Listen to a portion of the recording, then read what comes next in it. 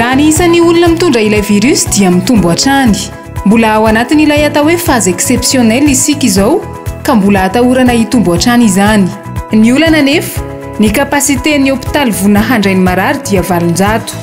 Raha tsy mahomby izany ny fepetra raisiny dia tsy ho araky ny hôpitaly sy ireo mpitsabo ny marary ka ilaina ny manana paikady mahomby. Ilaina noho izany ny hanalefahana ilay korba mba ho vitsy ny cas positif ary ho zakan'ny tompom-pitsabony. Mahafantatra aloha, mahafantatra tsara ny zavatra misy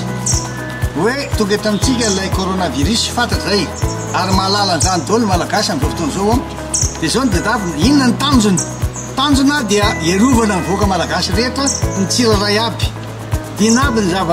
zava-misy anefany sarotra be miaino anatin'izany satria raha ohatra janona any an-trano ilona na ilay confinement io izy tsy manakany tsy maintsy jerevina daholo zany dia inona ny olana ilay rano tsy maintsy anasa tanana izy tsy maintsy mila savony izy ny olana zany tsy fisin'ireo dia ahoana ary zany apetraka mazava tsara ny tanjona fatarina ny zava-misy eny an-toerana tsy maintsy fatarina zava-misy eny an-toerana samy hafa ny zavatra misy eny ambanivohitra sy ny aty an-drenivohitra manarakaraka zany ampalalana ny zava-misy marina sy ny tanjona kendrena ny vahoaka malagasy mahay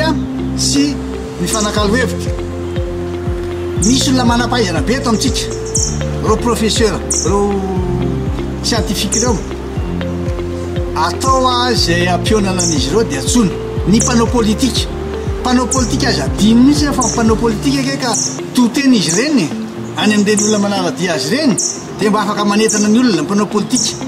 dia eo amin'izay tsika manary ny vahaolana rehefa fanaraka hoe zao natao dia zao natao fa aloha miresaka dia miara mamaha olana isika. Tokony mandeha tsara transparence io zavatra tokony ataontsika voalohany indrindra fepetra ajaina mandritra ny ady amin'ny coronavirus voalohany mangarahara avokoa ny zavatra atao rehetra faharoa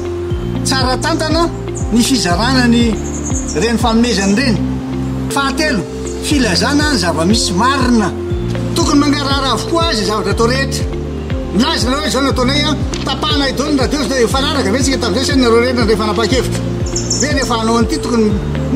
vory aloha mifanaraka fa tsy atao misy endrika politika raha tena mijery marina ny hoavin'ity fireneny ity sika sy ny ainy vahoaka anisa zava-dehibe indrindra aloha dia